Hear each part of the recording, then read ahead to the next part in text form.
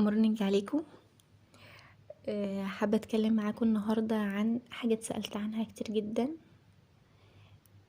هي يمكن مش معقدة قوي، لكن في ناس كتير بتخاف منها او مش بتحب تعملها او بتخاف انها تعمل الحاجة دي في المكان الغلط، وبالتالي هتكون نتيجتها غلط و...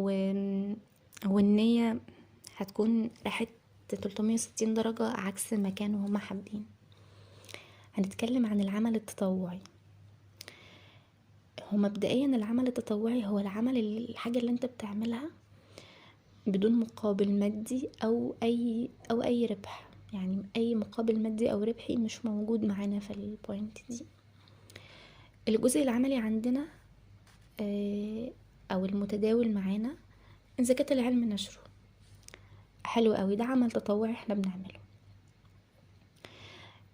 طيب خلينا متفقين ان الفطرة اللي جوانا اللي ربنا خلقنا عليها ان الانسان دايما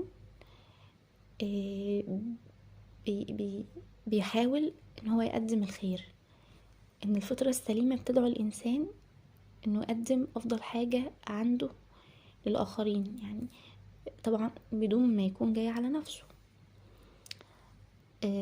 طيب ايه كمان في العمل التطوعي؟ قال لي هو العمل القائم بغرض الافادة سواء لاعضاء الكيان او المؤسسة اللي انا بنتمي ليها او اي حد محتاج الافادة دي، اكيد مش هتكون مقتصرة على افراد معينين. العمل التطوعي له دوافع، والدوافع بتاعته بتنقسم الى 4 جروب اساسيين او 4 بوينت اساسيين. دينيا، ان الاديان كلها حست او تحث على التطوع ومساعدة الناس اللي حواليك. كمان تاني حاجة حب الايثار. حب الايثار اللي هو انا ازاي افضل الحاجة دي لصاحبي او لاخويا او لاختي او لصاحبتي عني، عشان انا شايفة ان هو يستحقها مثلا اكتر مني، او انها هتيجي تاني فانا هبقى اخد الفرصة بتاعتي. وده شرط مهم جدا في انك تكون فرد متطوع جيد. ثالث حاجة تطوير المهارات الشخصية، ودي بتيجي عن طريق تعلم واكتساب مهارات وخبرات جديدة، وانك بتتعلم من الناس اللي كانت قبلك.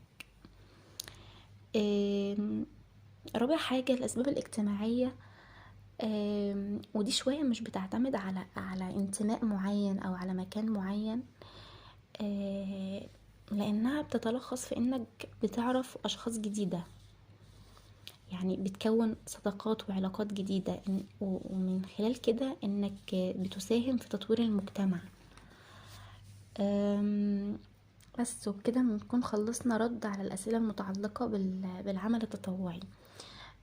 بس خلينا أقول حاجة، إنه من الحاجات المهمة جدا في العمل التطوعي إن هو مش هيأثر عليك سلبي.